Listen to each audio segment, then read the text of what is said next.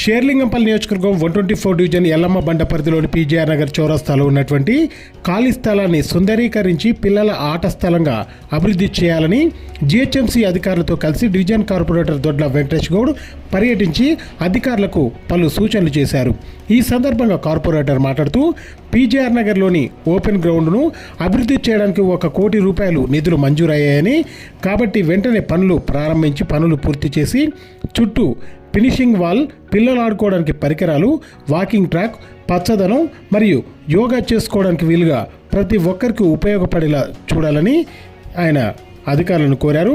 ఈ కార్యక్రమంలో AE Shravani, work inspector Ravikumar, నాయకులు సమ్మారెడ్డి, అంజయ్య యాదవ్, షామ్యూల్ పాస్టర్, మహేష్, షకీల్ మున్నా తదితరులు పాల్గొన్నారు.